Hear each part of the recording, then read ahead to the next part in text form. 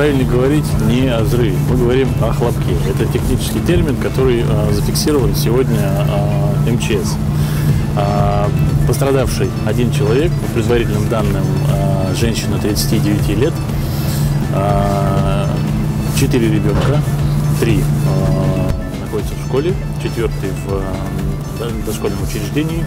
Все дети будут направлены в республиканский приют до выяснения обстоятельств по семейному положению погибшей.